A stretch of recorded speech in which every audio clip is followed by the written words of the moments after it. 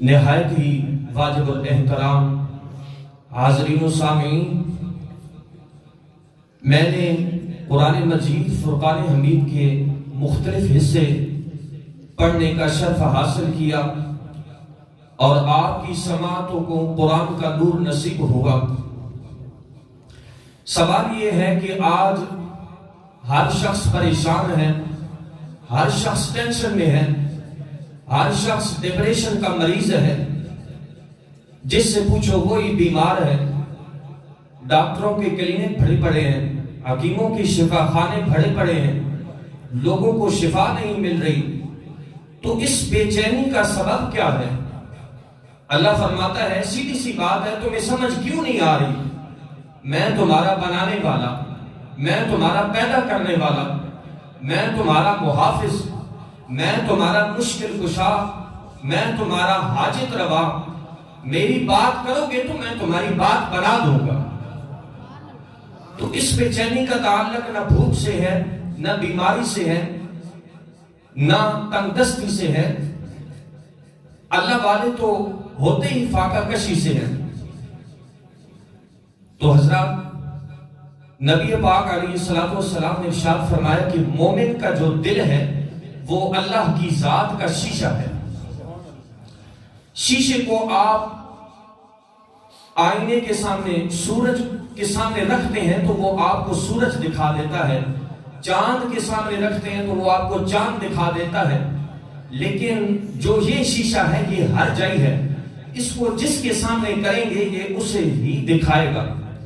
اور جو دل اللہ کا شیشہ بن جاتا ہے پھر اس میں سے اللہ کی ذات کا جلوہ نظر آتا ہے۔ آپ اللہ کی ذات کی پہچان حاصل کرنے کے لیے حدیث قدسی کے اندر اللہ تبارک و تعالیٰ ارشاد فرماتا ہے کہ کنت کنزا مخفیا، میں چھپا ہوا خزانہ تھا، مجھے محبت ہوئی کہ میں اپنی پہچان کرواؤں، تو میں نے اس لیے مخلوقات کو پیدا کیا کہ میری پہچان حاصل ہو سکے۔ تو ہم جتنی بھی عبادات کرتے ہیں، نماز پڑھتے ہیں تو اللہ کے لیے پڑھیں، حج کرتے ہیں تو اللہ کے لیے کریں، روزہ رکھتے ہیں تو اللہ کے لیے کریں۔ یہ جتنی بھی عبادات ہیں ان کا لیول اور مرکز اور یہ جو ہماری نیت ہوتی ہے وہ یہ نہیں ہونی چاہیے کہ ہمیں جنت ملے گی، دوزخ ملے گی، جنت ہوے گی، دوزخ نہیں ہوے گی، بلکہ ہماری یہ جو جتنی بھی ہم عبادات کرتے ہیں ہمارے دل میں نیت اور دعا یہ ہونی چاہیے کہ اے ہمارے پاک پروردگار، ہم تیرے ہی لیے یہ عبادات کر رہے ہیں، تو اپنی مہربانی فرما، ہمیں اپنی رضا نصیب فرما اور اپنی پہچان نصیب فرما۔ اللہ تعالیٰ فرماتا ہے وَاعْتَصِمُوا بِحَبْلِ اللَّهِ جَمِيعًا وَلَا تَفَرَّقُوا، اللہ کی رسی کو مضبوطی سے پکڑو اور فرقوں میں نہ جانا۔ الا بذکر اللہ تطمئن القلوب، تم سمجھتے ہو کہ ہارٹ اٹیک ہو گیا، تم سمجھتے ہو کہ شوگر ہو گئی، تم سمجھتے ہو کہ بلڈ پریشر ہو گیا، کچھ نہیں ہوا۔ غفلت سے نکلو اور اللہ کے نام پر ڈٹ جاؤ۔ اب ڈٹنے کا فائدہ کیا ہوگا؟ میں قرآن پڑھنے لگا ہوں، اللہ فرماتا ہے یا ایھا الذین آمنوا اذکروا اللہ ذکرا کثیرا۔ اگر صبح شام بھی تمہارے گھر میں اللہ کا نام چلتا ہو اور تم اللہ کے ذکر میں اس طرح رچ بس جاؤ کہ سانس لو تو اللہ کا نام لو، اب اس پر فائدہ کیا ہوگا؟ اللہ فرماتا ہے ان الذین قالوا ربنا اللہ ثم استقاموا، فرمایا کہ کچھ لوگ ایسے ہیں جو اللہ کا نام لیتے لیتے اس پر ڈٹ جاتے ہیں، سر کٹ جائے، گھر لٹ جائے، لیکن وہ اللہ کے ذکر پر ایسے استقامت اختیار کرتے ہیں، اور پھر جو اللہ کے ساتھ اس طرح جڑ جائے تو اللہ اسے اپنے سے دور نہیں ہونے دیتا۔ پھر کیا فرماتا ہے تتنزل علیہم الملائکہ، اب اللہ کی طرف سے اعلان یہ ہوتا ہے کہ ان کے آگے پیچھے دائیں بائیں فرشتوں کا نزول ہوتا ہے، اللہ فرماتا ہے کہ اب تم عام بندے نہیں رہے ہو، تم اللہ والے بن گئے ہو، تو پھر کیا کرو؟ اللہ تخافوا ولا تحزنوا، اب ڈرنا نہیں ہے، غمگین نہیں ہونا۔ اگر کوئی حادثہ ہو بھی جائے، اگر کوئی آزمائش آ بھی جائے، کوئی تکلیف آ بھی جائے، تو تم نے حزن نہیں کرنا، رنج نہیں کرنا۔ اور اللہ فرماتا ہے وہ جو وعدہ تھا تمہارے ساتھ کہ وَأَبْشِرُوا بِالْجَنَّةِ الَّتِي كُنْتُمْ تُوعَدُونَ، کہ تمہیں جنت دی جائے گی، اللہ فرماتا ہے میں تمہیں بشارت دیتا ہوں کہ تم اس جنت کے حقدار بن گئے۔ ہم اس نبی کے ماننے والے ہیں جس نے فرمایا کہ میں آیا ہوں تمہیں اللہ کا نام سکھانے کے لیے، اور ساتھ لے کے آیا ہوں اللہ کا نام، کلمہ طیبہ لا الہ الا اللہ محمد الرسول اللہ صلی اللہ علیہ وسلم۔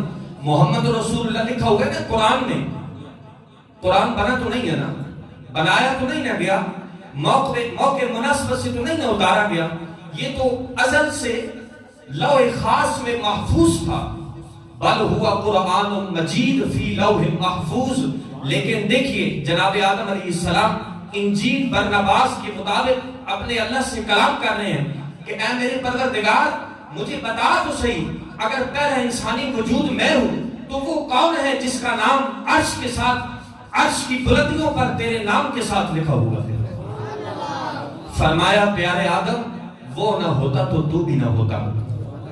جناب امام الانبیاء صلی اللہ علیہ وسلم نے جبریل سے فرمایا کہ جبریل بتاؤ تمہاری عمر کتنی ہے؟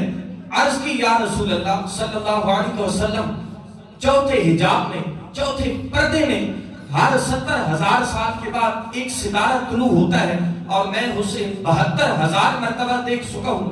میرے کریم آقا صلی اللہ علیہ وسلم نے ارشاد فرمایا کہ جبریل مجھے رب کی عزت کی قسم تو دیکھتا رہا، پہچان نہیں سکا وہ ستارہ میں محمد کریم صلی اللہ علیہ وسلم۔ میرے کملی والے آقا صلی اللہ علیہ وسلم فرماتے ہیں جب میں پیدا ہوا، جب میری ولادت ہوئی، میرے قدم زمین کو لگے تو اللہ نے میری قدموں کی برکت سے زمین کو مسجد بھی بنا دیا، پاک بھی کر دیا۔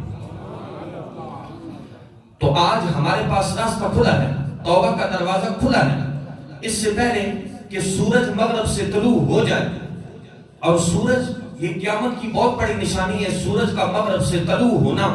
حضرت حذیفہ رضی اللہ تعالیٰ عنہ سرکار کی بارگاہ میں عرض کرتے ہیں یا رسول اللہ صلی اللہ علیہ وسلم سورج کا مغرب سے طلوع ہونے کی نشانی کیا ہے؟ تو آقا پاک علیہ السلام نے ارشاد فرمایا کہ اس رات، وہ رات اتنی طویل ہو جائے گی کہ 2 راتوں کے برابر ہو جائے گی۔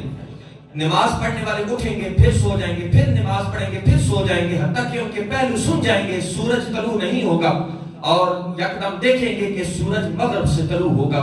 اس وقت توبہ کا دروازہ بند ہو جائے گا، جو کچھ جس کے دل میں ہوگا اس پر مہر لگا دی جائے گی۔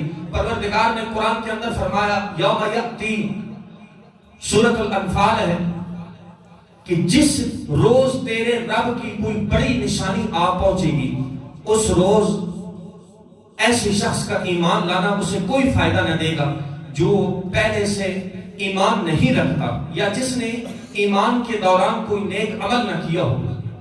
تو آج توبہ کا دروازہ کھلا ہے، آئیے۔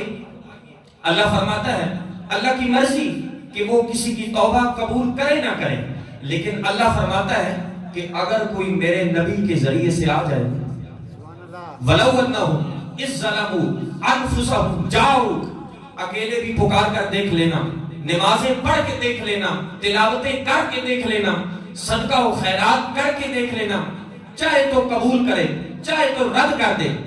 مجھے بتائیں نا کہ ابلیس کے سجدوں میں کیا کمی تھی، وہ کیوں مردود ہوا؟ اس لیے اللہ تعالیٰ نے فرمایا کہ اے میرے پیارے محبوب صلی اللہ علیہ وسلم، انہیں سمجھ نہیں آئے گی، آپ ذرا مرکز و محور و محبت بن کر ان کے سامنے جائیے تو سننا۔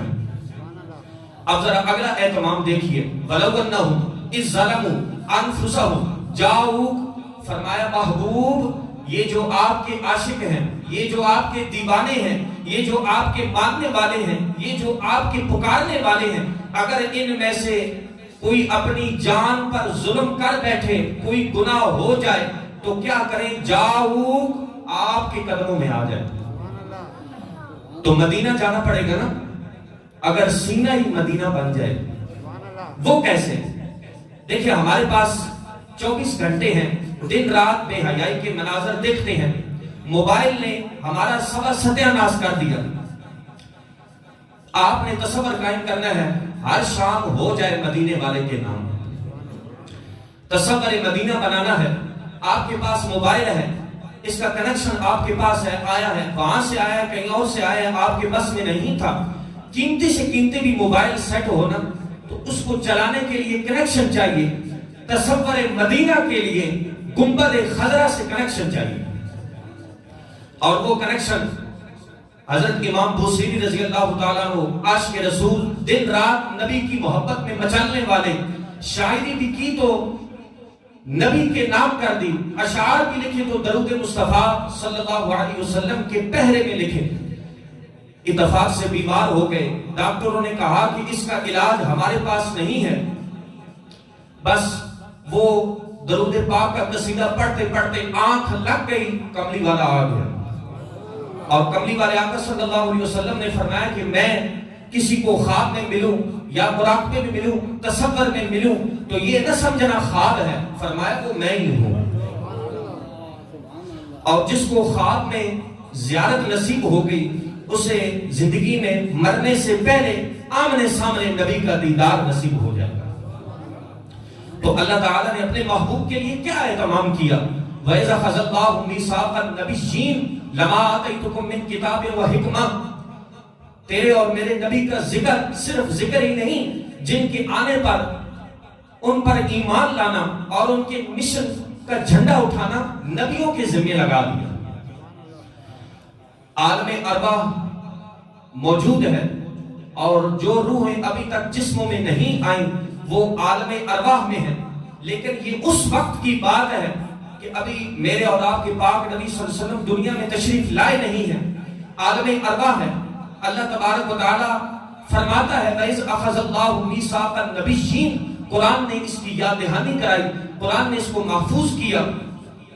وَإِذْ أَخَذَ اللَّهُ مِيثَاقَ النَّبِيِّينَ. اے پیارے محبوب صلی اللہ علیہ وسلم یاد کیجئے اللہ نے نبیوں سے عہد لیا. اللہ نے عالم ارواح میں نبیوں کی روح کو روح ہی نہیں کہا، فرمایا کہ نبی عالم ارواح میں ہو تو بھی نبی ہوتا ہے، عالم برزخ میں ہو تو بھی نبی ہوتا ہے، آمنے سامنے ہو تو بھی نبی ہوتا ہے، اور عالم حشر میں بھی ہوگا تو بھی نبی ہوگا. اب اگلا طریقہ کیا سکھایا؟ قیامت کا دن ہوگا. میرے قبلی والے آقا صلی اللہ علیہ وسلم فرماتے ہیں لوگ انبیاء کے پاس جائیں گے، آدم علیہ السلام کہیں گے، نوح علیہ السلام کہیں گے، ابراہیم علیہ السلام کہیں گے، اسماعیل علیہ السلام کہیں گے کہ گناہگاروں ہمارے پاس تو تم آ ہی گئے ہو. ہر نبی کہے گا اذهبوا الى غیری، وہ میں نہیں میرے سوا کوئی اور ہے. اور آمنہ کے لال نے ارشاد فرمایا کہ جب سارے لوگ مل کر نا میرے پاس آ جائیں گے نا تو میں فرماؤں گا انا لہا، اور ہے ہی کون؟ وما ارسلناک الا رحمۃ للعالمین. اے پیارے محبوب صلی اللہ علیہ وسلم سارے جہانوں کے لیے ہم نے آپ کو رحمۃ للعالمین بنا کر بھیجا. اب اگلا طریقہ کیا سکھایا؟ سرکار فرماتے ہیں میں اپنا سر سجدے میں رکھ دوں گا، اور اس کیفیت میں حضور فرماتے ہیں کہ میرے رب کو جو مجھ پر پیار آئے گا اللہ فرمائے گا ارفع راسخ یا محمد صلی اللہ علیہ وسلم. اپنے اہل سنت والجماعت ہونے پر فخر کیجئے کہ ہمارا وہ عقیدہ ہے جو قرآن نے ہمیں دیا، جو نبی کی اداؤں سے ہمیں ملا. سرکار فرماتے ہیں میں اپنا سر سجدے میں رکھ دوں گا، اور اس کیفیت میں جو میرے رب کو مجھ پر پیار آئے گا اللہ فرماتا ہے ارفع راسخ یا محمد صلی اللہ علیہ وسلم. یہ جو لبیک یا رسول اللہ ہم کہتے ہیں یہ اسی کا ترجمہ ہے. یا رسول اللہ کا نعرہ ہماری جانوں سے بھی زیادہ قیمتی ہے. ہماری جانوں کی تو قیمت ہی تب پڑتی ہے جب یہ ہمارا نعرہ ہمارا مقدر بنتا ہے. تو اللہ فرمائے گا محبوب جلدی کیجئے، سر اقدس اٹھائیے جلدی کیجئے، جو مانگیے دیا جائے گا. تو سرکار فرماتے ہیں میں اس وقت تک سر سجدے سے نہیں اٹھاؤں گا جب تک میرا ایک ایک امتی جنت کا حقدار نہ بن جائے. تو آج عہد کر لیں کہ ہم نے اپنے بیٹوں کو قرآن کے نور سے نوازنا ہے.